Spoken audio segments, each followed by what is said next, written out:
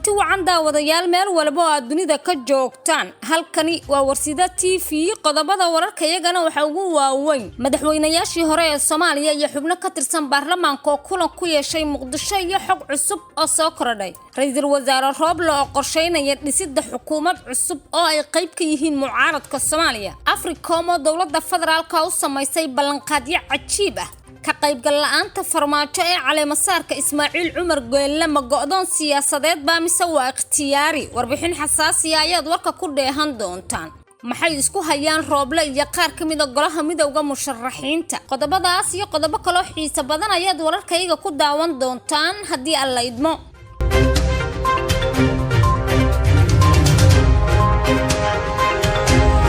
taasi waxay ahaayeen qodobadii wararkayga ugu waaweynaa haatanna waxaad ku soo dhawaataan warkii oo fidsan madaxweynayaashii hore ee Soomaaliya iyo xubno ka tirsan baarlamaanka ayaa kulan ku yeeshay Muqdisho madaxweynayaashii hore ee Soomaaliya Xasan Sheekh Maxamuud iyo Sheekh Shariif Sheekh Axmed oo ay wehlinayaan xildhibaan Faarax Sheekh Cabdulqaadir iyo xildhibaan Maxamed Abuukar Islaaw Ducaale ayaa kulan ku yeeshay magaalada Muqdisho kulanka ayaa waxa uu ka dhacay hoyga uu ka degan yahay magaalada Muqdisho madaxweynihii hore ee Soomaaliya Shariif Sheekh Axmed oo ah gudoomiyaha golaha midowga musharaxiinta kulanka mas'uuliyiinta ayaa looga hadlay xaaladihii ugu dambeeyay ee siyaasadda dalka iyo arrimaha doorashooyinka oo dhawaan la filayo in laga shiro waxa dhanka kale la isku soo hadal qaaday doorka ay ku leeyihiin shirka doorashooyinka ee madaxda maamul goboleedyada iyo dawladda federaalka oo 20ka bishan ka dhici doona Muqdisho sidoo kale waxa laga wada hadlay war-saxaafadeedkii ugu dambeeyay ee midowga musharaxiintu ku canaanteen ra'iisul wasaare Roble ka oo u muuqday mid lagu kala qaybsamay dhanka kale waxa la isla gartay in xubno ka tirsan midowga musharaxiinta ay ka qayb galaan shirka soo socda isla markaana ra'iisul wasaare Roble lagu garabsiiyo howlaha doorashooyinka ee hadda horyaala ka qaybgal la'aanta farmaajo ee caleemasaarka Ismaaciil Cumar Geelle ma go'doon siyaasadeed baa mise waa ikhtiyaariya madaxweynaha muddaxileedkiisu dhamaaday ee farmaajo ayaa sabtidii ka baaqday ka qaybgalka xafladda caleemasaarka madaxweynaha Jabuuti Ismaaciil Cumar Geelle arrintaas oo noqotay hadalhaynta bulshada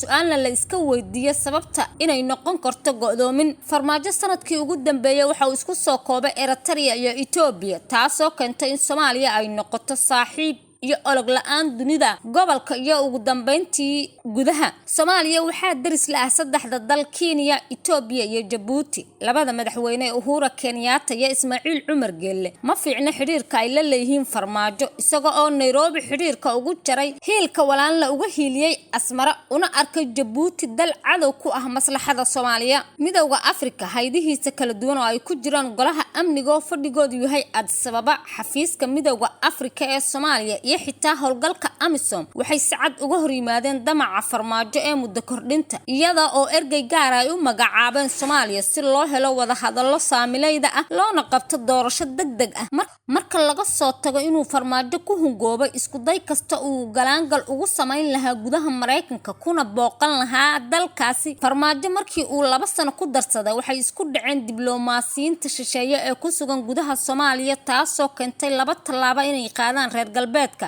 gaar ahaan dalalka biila maamulkiisa bixiyana kabka miisaaniyadda 60% in laga goosto kabkii la siin jiray in loogu hanjabo cunaqabatayn arrimahan oo ka dhigaya in uu la kulmay go'doomin ka dhana reer galbeedka Soomaaliya waxa ka dhisan 6 maamul marka lagu daro Somaliland waxa xusid mudan in 3 ka mid ah maamuladaasi kana taliya dhulka ugu weyn Soomaaliya aanay farmaajo dabka kala qaadan taasoo ku tusaysa siyaasadiisa arrimaha gudaha heerka ay ka joogto hay'adaha dawladda gaar ahaan baarlamaanka federaalka waa uu kala jabay sababtana waxa lahaa farmaajo aqalka sare oo kamid ah baarlamaanka wax xiriir lama laha golaha shacabka uu ka dhigay meel uu ka samaysto sida uu doono burburkii dalka kadib waxa markii ugu horeysay la arkay ciidamo ku gadooday madaxweyne taliyaha booliska gobolka Banaadir taliyaasha ciidamo ku sugan labada shabeelle iyo ciidamo kale oo gaar ah ilaa filla Soomaaliya loo soo jirsado 1 kiiloomitir laguna qasbo in uu ka noqdo muddo kordhinta ilaa iyo hadda ciidamada lama midayn waxa intaasi dheeri ah waxa ka aamin baxay musharaxiinta la tartamayay oo u arkay inuu yahay keligii talis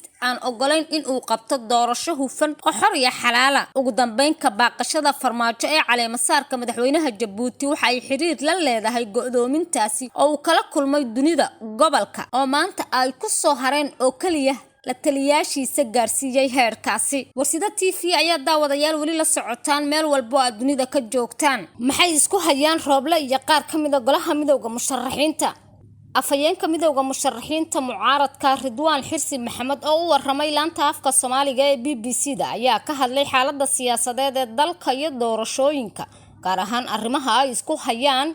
iyaga iyo ra'iisul wasaaraha xilka sii haya ee Maxamed Xuseen Roble. qaar ka mid ah musharaxiinta ayaa shalay soo saaray qoraal aan la isku wada raacin oo ay ku dhaliileen Roble. waxa uu Ridwaan sharaxaad ka bixiyay dhaliilaha xoogan ay u jeedinayaan xukuumadda ee ku aadan qabsoomidda shirka wada hadallada doorashooyinka ee dhacaya 20ka bishan. afhayeenka musharaxiinta ayaa ku eedeeyay ra'iisul wasaare Maxamed Xuseen Roble inuu ka cagajiidayo isu keenidda madaxdii saxiixday heshiiska 17 Sebtembar oo la doonayo inuu saldhig u noqdo dadaalada socda iyo arrimaha doorashooyinka. sidoo kale waxa uu hoosta ka xariiqay inuu aad u hooseeyo abaabulka Roble ee ku aadan qabsoomidda shirka loo ballansanaa oo ay haatan ka harsan tahay muddo 3 cisho ah. dhowaan ayay ahayd markii musharaxiinta mucaaradku ay shaaciyeen in ra'iisul wasaaraha xilsihayaha uu ka leexday dhexdhexaadnimadii uu waday maadaama loo xil saaray hoggaanka doorashooyinka dalka. ra'iisul wasaare Roble ayaa qorsheynaya inuu dhiso xukuumad cusub, tallaabo lagu tilmaami karo qar iska tuurnimo,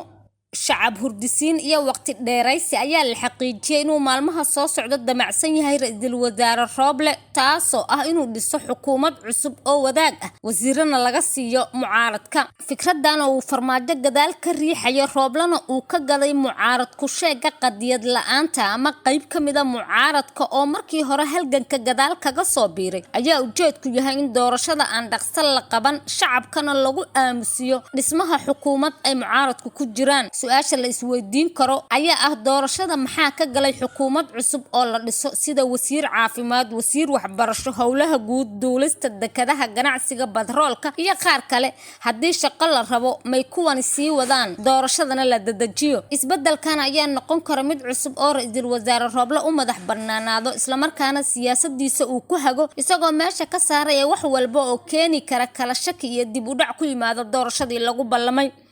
haddii wararka soo baxaya ay xaqiiqoobaan isla markaana Roble uu damco inuu dhiso golo wasiiro oo cusub, waxaa meesha ka bixi doonta wada hadaladii ay mucaaradka iyo dawladdu galeen. ra'iisul wasaaruhuna uu qaybta ka ahaaya ballanqaadyadii horay uu mucaaradka uga horsameeyay. Africom ayaa dawladda federaalka u samaysay ballanqaadyo cusub oo ka dhana dhaqdhaqaaqa al-shabaab. wafdi ka socda taliska Mareykanka qaaradda Afrika ee Africom oo soo gaaray Soomaaliya kuwa oo kulamo la soo qaatay madaxweynaha maamulka Jubbaland Axmed Madoobe ayaa soo gaaray Muqdisho. waxaa wafdigan hogaaminaya taliyaha guud ee Africom waxaana la socday saraakiil kale oo ka tirsan waaxda taliska Mareykanka u qaabilsan Afrika. dawladda Soomaaliya iyo taliska Africom ee Mareykanka ayaa ka wada hadlay sidii ay isaga kaashan lahaayeen ciidamada dawladda federaalka iyo kuwa Mareykanka kaasoo la xiriira duqeymaha Mareykanku ka fuliyo Soomaaliya iyo taakulaynta ciidamada Soomaaliya kadib kulan ay ku yeesheen Muqdisho. wasiirka gaashaandhigga xukuumadda federaalka ee Soomaaliya Xasan Xuseen Xaaji iyo taliska Africom iyo safaaradda Mareykanka ee Soomaaliya ayaa sheegay in howlgallada si wada jir ah ay u wada fulin doonaan labada ciidan isla markaana ay ka wada shaqeyn doonaan ilaalinta amniga iyo la dagaalanka al-shabaab si loo soo afjaro.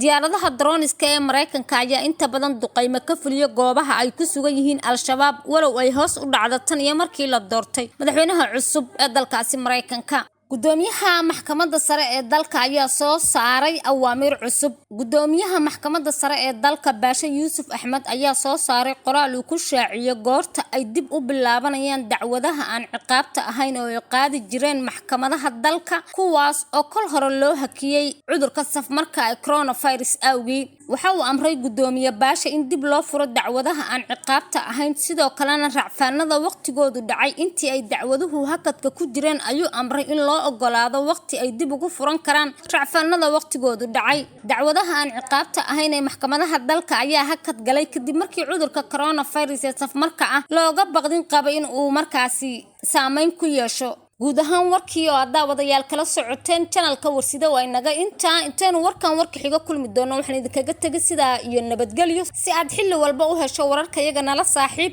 subscribe like iyo share ha inaga ilaawin.